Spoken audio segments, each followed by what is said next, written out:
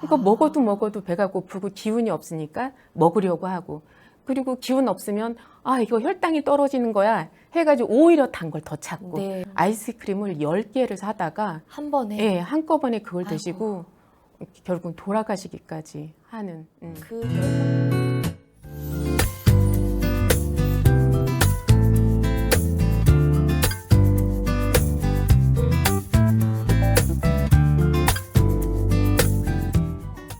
당뇨라는 것은 말 그대로 포도당이 뇨, 소변을 통해서 빠져나가는 질병을 의미합니다. 네.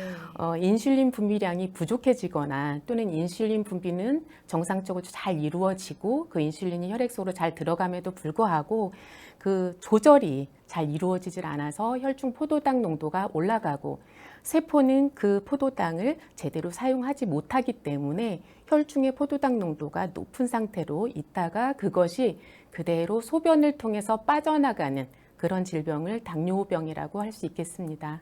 네. 그 당뇨하면 네. 잘 모르는 비전문가들도 인슐린이라는 단어는 굉장히 많이 밀접하게 연관돼서 아시거든요. 네. 네. 이 당뇨병이 그런데 유형이 두 가지로 분류가 된다면서요? 이 인슐린과 직접적으로 관련이 있기는 하지만 네. 그 당뇨에는 크게 인슐린 의존형과 인슐린 비의존형 이렇게 나눌 수가 있습니다. 네. 인슐린 의존형이라는 것은 췌장 자체의 문제로 인해서 췌장의 그 베타 세포가 그 이제 건강을 상실해서 그 췌장의 베타 세포에서 분비하는 인슐린이 네. 분비가 제대로 되지 않기 때문에 오는 당뇨인데요. 이것은 비만한 사람보다는 마른 사람 그리고 20세 이하에서 많이 발병을 합니다. 그렇지만 발병 비율로 보면 전체 당뇨 환자의 5% 정도에 해당하고 있습니다. 네. 그 다음으로는 그 인슐린 비의존형 그 당뇨가 있는데요. 우리나라 당뇨 환자들은 대부분 여기에 속합니다.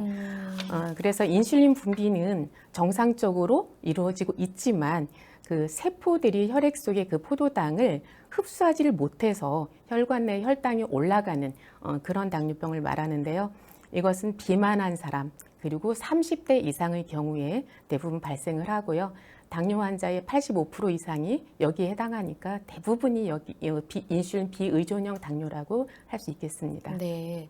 그 당뇨하면 사실 뭐 단 것 아니면 포도당 뭐 이런 것들이 굉장히 먼저 떠오르는데 이게 그러니까 포도당을 흡수 못해서 혈중에 그렇죠. 강하게 쌓이면 이게 당뇨다. 예, 맞습니다. 그래서 좀 단 것을 피해 드시고 하시는 그렇죠. 네. 그래서 당뇨의 원인을 네. 이제 크게 두 가지로 구분할 수 있습니다. 대략적으로 구분한다면 뭐 유전적인 요인과 환경적인 요인 이렇게 나눌 수 있는데 네네. 사실 유전적인 요인은 이미 타고난 것이기 때문에 그렇죠. 그것보다는 사실 환경적인 요인을 더 많이 생각하는 것이 저는 바람직하다고 생각하고요. 그리고 유전적인 요인도 사실은 잘못 생각하는 경우가 많습니다. 실제로 부모로부터 그 췌장세포의 기능 자체가 잘 활성화되지 않는 그런 체질을 타고났다기보다는 부모와 자녀 세대가 함께 지내면서 같은 생활 습관, 같은 식이 습관 이런 것들을 가지고 지내다 보니까 부모님도 당뇨, 자녀도 당뇨 이런 경우가 사실 더 많습니다. 네. 그리고 이런 당뇨는 어떤 그 시대의 흐름과도 맞물려 있습니다. 그러니까 예전에는 노지에서 자란 그런 야채들을 먹고 네네. 그리고 활동량이 많았던 것에 비해서 요즘은 인공 재배한 어떤 채소류 그리고 사료를 먹여서 키운 고기 이런 것들을 먹다 보니까 먹을 것들은 엄청 풍부해졌는데 거기에 들어있는 미량 영양소들은 오히려 양이 줄어들고 그리고 현대인의 어떤 생활 패턴 자체가 활동량이 줄어들다 보니까 네네. 열량소는 넘쳐나고 오히려 움직임이나 미량 영양소는 적어지고 이러다 보니까 여기에서 오는 그 이제 당뇨병 환자가 늘어난다고 볼 수도 있겠습니다. 네. 그래서 이제 잘못된 어떤 식습관을 뭐 우리가 조상 탓만 할 수는 없는 것이고 그렇죠. 예, 우리가 어떤 면에서 이제 고쳐나갈 수 있는가라는 측면을 볼 때 실제로 우리의 식습관을 돌아볼 필요가 있는데요. 네. 첫 번째는 뭐니 해도 과식하는 가족들. 그리고 두 번째는 그 탄수화물 위주의 식사. 근데 탄수화물 중에서도 특히 그 백미라든지 백밀가루 그리고 설탕 이런 것들을 위주로 해서 식사 습관을 가지고 있는 분들, 이런 분들에게 당뇨가 잘 발생을 하고 있습니다. 네. 이렇게 이제 먹는 것 외에도 두 번째로 또 예를 든다면 혈관 나이를 들 수가 있겠습니다. 우리가 아무리 얼굴 관리를 잘해도 사실 나이가 먹는 것은 어쩔 수 없잖아요. 저도 눈가에 주름 생기고 이런 상황으로 가는데 외부의 어떤 우리 모습뿐만이 아니라 정말 속일 수 없는 건 혈관 나이거든요. 예, 나이가 먹어감에 따라서 네. 40대, 50대가 되면 벌써 20대 혈관의 50% 정도밖에 기능을 하지 못하게 돼요. 그 정도밖에 네. 기능 못하나요? 그래서 혈관이 나이가 든다는 네. 것은 혈관이 좁아지고 네. 그리고 탄력성을 잃어버리고 좁아지고 탄력성이 없어지고 그러다 보니까 노폐물이 더 많이 쌓이고 그러다 보니까 염증도 많이 생기고 네네. 이러다 보니까 이제 혈중에 있는 포도당이 세포로 가서 잘 쓰이질 못하게 되는 거죠. 그렇죠. 네. 예, 이렇게 해서 인슐린 분비는 잘 되는데도 포도당이 계속 혈중에 높게 남아 있는 이런 상태가 되는 거예요. 그래서 이걸 이제 구체적인 상황으로 들어와 본다면 이제 비만한 사람들에게서 당뇨가 네. 많이 발생하고요. 비만한 사람들은 그만큼 몸에서 인슐린 요구량이 늘어나게 돼요. 네, 그러니까 네. 췌장에다 계속 혹사를 시키는 거죠. 그럼 췌장이 일하다 나중에는 나 너무 힘들어. 나 이제 호르몬 그만 못 내보내겠어. 네, 네. 이런 상태가 되면 이제 혈중 농도가 높게 유지되는 거고요. 네. 그리고 비만하지는 않은데 피쩍 말랐는데도 내장 지방만 가득해서 배만 볼록한 사람 있어요. 네, 네, 네. 그런 경우에도 이제 그 인슐린 감수성이 감소하면서 이렇게 당뇨가 올 수 있고요. 그리고 뭐니 해도 운동 부족. 이것이 당뇨의 큰 원인입니다. 그러니까 운동을 한다는 것은 어떤 그 열량소만 태워서 이렇게 뭐 체중 감소 이런 것만 생각하는데 운동을 하지 않았을 경우는 실제적으로 혈관이 수축이 될 수밖에 없습니다. 그래서 네. 운동이라는 것은 그 열량을 소비하는 것 이상으로 혈관을 확장시켜 준다는 그런 의미가 더 크게 있습니다. 그래서 원인으로 운동 부족을 들 수가 있고요. 그리고는 젊은 시절에 그 젊음을 믿고 지나치게 과한 그 음주 이런 것들을 통해서 그 췌장염이라든지 이런 질환으로 연결되고 그렇게 해서 그 이제 당뇨가 발생하는 경우들도 있습니다. 그럼 당뇨의 주 증상은 무엇인가요? 꼭 당뇨하면 좀 단 건 많이 안 드시고 좀 이런 것들이 보통 막연하게 생각이 좀 나는데요. 한의학에서는 그 당뇨를 삼소라고도 합니다. 삼소. 예, 소갈병이라고도 하고 네. 이제 그것을 부위에 따라서 일어나는 현상들을 가지고 삼소 이렇게도 말을 하는데요. 네. 우선 상소라는 것은 갈증이 굉장히 심한 것을 의미합니다. 마셔도 갈증이 나고 밤에 자다가도 옆에 주전자를 놓고 자야 되고 이런 그 정도로 갈증이 심한 상태 네. 이것을 상소라고 할 수 있고요. 두 번째는 이제 중소입니다. 중소는 그 계속해서 식욕이 증가하면서 먹어도 배가 고파지는 그런 증상을 의미합니다.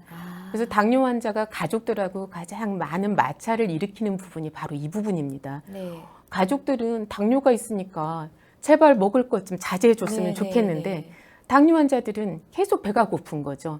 그러니까 먹어도 배가 고프고 기운이 없으니까 먹으려고 하고 그리고 기운 없으면 이거 혈당이 떨어지는 거야 해가지고 오히려 단 걸 더 찾고 예, 심지어는 제가 얼마 전에 정말 가슴 아픈 이야기를 들었는데 평소에 이제 혈당 유지가 잘 안 되던 분인데 단 거를 자꾸 가족들이 못 먹게 하니까 그렇죠.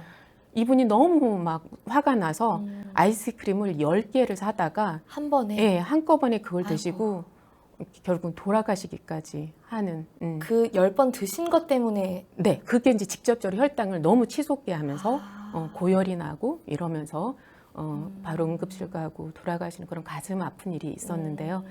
이 정도로 이미 이제 당뇨가 심해지면 식욕 자체를 조절할 수 없을 만큼 그러니까 내가 적게 먹어서가 아니라 많이 먹어도 배고픈 상태 이것을 중소라고 할 수 있습니다. 네. 그리고 하소라는 것은 이제 소변을 자주 보고 소변량이 많아지는 것을 의미합니다. 그래서 소변을 자주 보다 보니까 또 갈증이 심해지고 이렇게 무한 반복되는 거죠. 그래서 이렇게 이제 부위에 따라서 증상으로 나눈다면 그런 게 있고요. 그런데 이제 평소에 내가 당뇨가 있는지도 모르고 있다가 대부분은 갑작스런 체중 감소 그리고 네. 만성적인 피로 이런 것들에 의해서 병원을 찾았다가 당뇨를 발견하는 경우가 사실 대부분인데요. 비만한 상태에서 당뇨가 오긴 했지만 포도당이 급속도로 빠져나가다 보면 갑작스럽게 체중이 빠지게 되는 거죠. 그리고 이제 포도당이 막 빠져나가다 보니까 세포는 계속 굶주린 상태가 되고 그러니까 그 상태에서는 아무리 기운을 내려고 해도 먹어도 기운이 없어지는 그런 만성 피로의 상태에 접어듭니다. 그래서 사실은 당뇨병이라는 것 자체를 내가 가지고 있다 이게 중요한 게 아니라 네. 이런 만성 피로 상태가 삶의 질을 현저히 떨어뜨리게 되지요. 말씀하신 것만 들어봐도 정말 너무너무 평상시 생활이 좀 힘들 것 같다. 뭐 이런 생각이 드는데 이 당뇨라는 건 주된 증상들 이외에 또 합병증을 많이 유발한다고 하더라고요.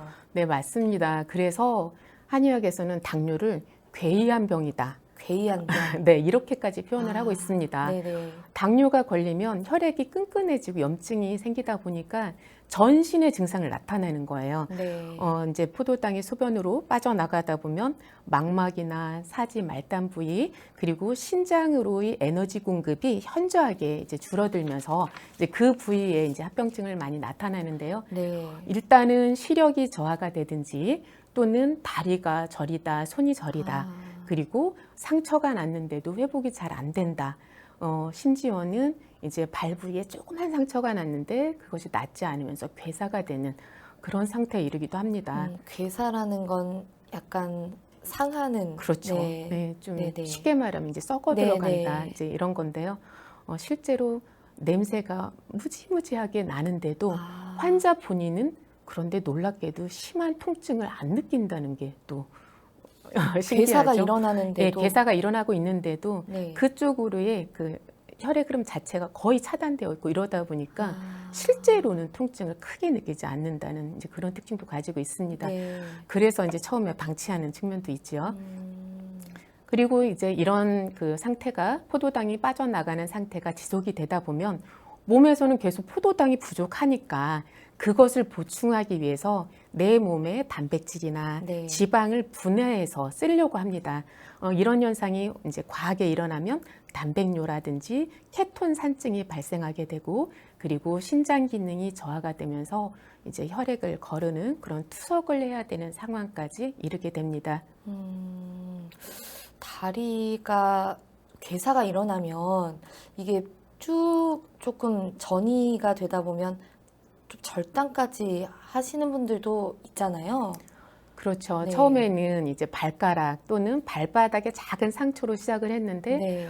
그것을 이제 제때 치료를 하지 못하면 이제 발을 절단하고 네. 그리고 두 번째는 이제 무릎을 절단하고 이렇게 가게 되는데요. 그럼 두 번째라는 건 한 번 절단을 했는데 괴사가 그렇죠. 계속 일어나서 그렇죠. 2차 절단까지도 갈 수 있다. 맞습니다. 네. 예, 발의 괴사는 그런데 당뇨가 있다고 해서 누구나 오는 증상은 아니거든요. 네. 그러니까 당뇨의 1차적 증상이 아니고 2차적 증상이라는 거예요.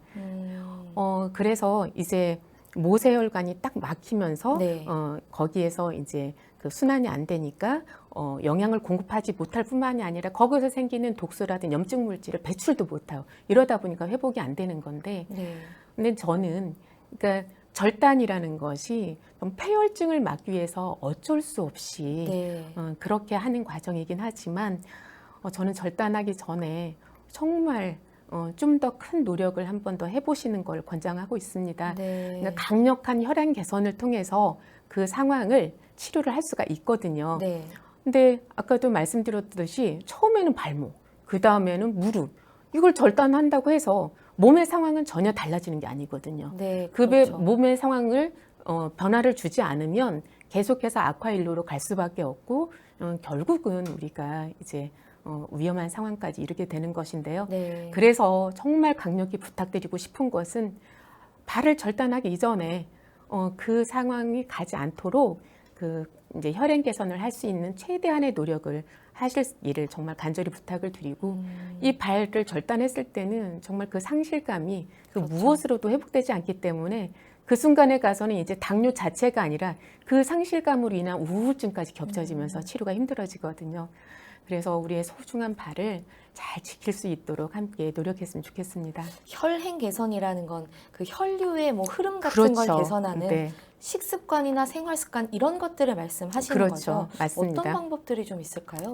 그래서 당뇨병 자체가 그 잘못된 식습관에서 오는 경우가 가장 많기 때문에 결국은 예방이라고 하는 것도 식습관을 고치는 것 그 자체가 제일 중요할 텐데요. 네. 무엇보다도 사실 우리가 너무 먼 길을 갔을 때는 처음 그 자리로 돌아오기가 그만큼 힘들잖아요. 네. 그래서 당뇨 합병증의 예방이라고 했을 때에 당뇨 합병증이 오기 그 직전에 뭐 뭔가를 하려고 하는 것이 아니라 당뇨병 초기나 중기에 있을 때에 정말 돌아올 길이 가까운 그 시점에서 네. 애를 써서 당뇨 합병증으로 가지 않는 것 이것이 중요할 텐데요. 네. 우선으로는 과식을 금하는 것 그리고 무엇보다 야식을 하지 말아야 됩니다. 야식. 예, 밤에 소화기관이 충분히 쉬어야 되는데 네. 밤에도 많이 먹다 보면 소화기관이 쉬지를 못하고 계속 일을 하기 때문에 네. 지쳐서 그 병이 발생할 확률이 높고 아. 생긴 이후에도 점점점 심해질 확률이 굉장히 높습니다. 그래서 야식은 무조건 금물입니다. 그리고 이제 탄수화물 위주의 식습관을 이제 버리고 식이섬유가 풍부한 그런 식단 그리고 단순당이 포함되지 않은 단순당이라는 것은 당뇨 환자들은 설탕을 쓰지 말아야 돼요. 아예. 예. 네. 그런 식습관을 가져가야 하는데요. 그 다음에 필요한 것이 운동입니다. 네. 그래서 운동을 아침에 뭐 한 30분 정도 했다 그것으로 충분한 게 아니라 당뇨 환자들은 적어도 아침, 저녁 2시간 이상은 운동을 2시간. 하셔야 합니다. 예. 좀 많은 거 아닌가요? 그게 네. 꼭 뭐 달린다든지 뭐 빠른 걸음으로 걷는다든지 이렇게 하지는 않더라도 천천히라도 이렇게 그냥 어슬렁어슬렁 걷더라도 산책하는 식으로라도 운동량을 늘리는 것이 필수입니다. 몸을 순환해 준다라는 의미가 더 어떻게 그렇죠. 보면 클 수가 있네요. 네, 맞습니다. 네. 그리고 이제 세 번째로는 간식을 먹지 말아야 됩니다. 저희가 이제 야식을 먹지 말아야 되는 이유랑 비슷한데요. 네. 간식을 자꾸 먹다 보면 췌장에서는 그 높아진 혈당을 낮추기 위해서 계속 또 인슐린을 분비해야 되고 그러면 혈당이 오르락 내리락 이걸 반복하다 보면 나중에 조절 능력을 잃게 되는 거거든요. 그래서 되도록이면 간식을 먹지 않는 것 네. 이게 중요하고요. 그리고 평소에 이제 혈당 체크를 통해서 이제 지나치게 고혈당이 지속되는 것을 막아주는 것 이런 것들이 그 당뇨 합병증을 예방하는 데 있어서 무엇보다 중요하다고 생각을 합니다.